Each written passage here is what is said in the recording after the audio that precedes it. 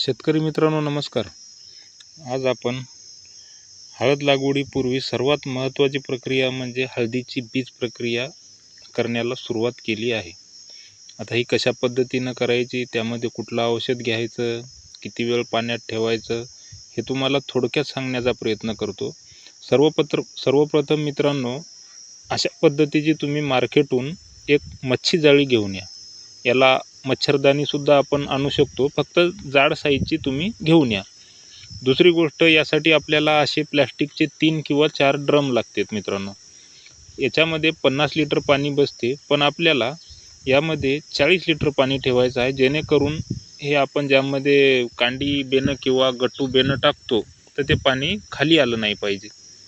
आणि 3 किंवा 4 याच्यासाठी घ्यायचे मित्रांनो, ते सिरियलनुसार काढायचे. आता तुम्ही पाहू शकता, पहिल्या ड्रममध्ये बेणं आता आपण टाकलेलं आहे. आता आपण हे बेणं पूर्ण टाकल्याबरोबर दुसऱ्या फारीत बेणं भरून ठेवायचं. बेणं भरून ठेवताना परत एकदा बेणं छाटून घ्यायचं. त्यामध्ये सड लागली असेल, काही इजा असेल, असं बेणं तुम्ही घेऊ नका. आता दुसरी गोष्ट मित्रांनो, पहिल्या ड्रममधला आपण बेणं काढलेलं आहे. आता लगेच दुसरा एक फारी किंवा टोपले भरून ठेवायचे आणि दुसऱ्या ड्रममधलं बेणं काढायचं.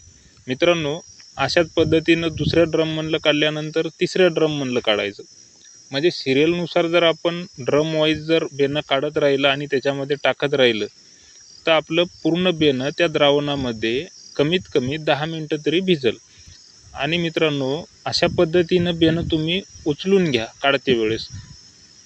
मच्छरदाणी किंवा मच्छी जाळी आपण यासाठी सांगितली की त्यामधलं पूर्ण पाणी खाली निचरा झालं पाहिजे. बघू शकता मित्रांनो तुम्ही, त्यामध्ये फार क्वचितच पाणी राहते, बाकी पूर्ण पाणी आपल्या ड्रममध्ये गळून पडते.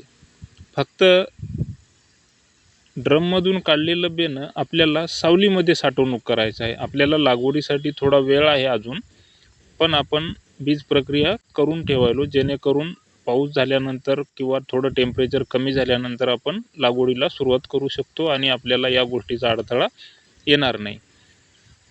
मित्रांनो, बरेच शेतकरी मी पाहिले बीज प्रक्रिया करायची का म्हणून करायची असं करतात.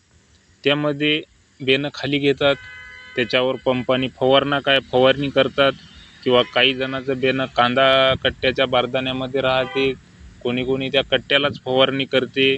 म्हणजे याला काही अर्थ नाही मित्रांनो. बेणं तुमचं पूर्ण त्या द्रावणामध्ये 100% कमीत कमी 10 मिनटं भिजलं पाहिजे. आपण खर्च करायलो तर त्या खर्चाचा मोबदला आपल्याला चांगला मिळाला पाहिजे आणि आपण ज्या कामासाठी बीज प्रक्रिया करत आहोत त्याचा आपल्याला पुरेपूर फायदा झाला पाहिजे. फवारणी केल्यानं मित्रांनो तुमचं बेणं काय पूर्ण भिजणार नाही. तुम्हालाही माहीत आहे, एक साईड भिजेल, एक साईड भिजणार नाही.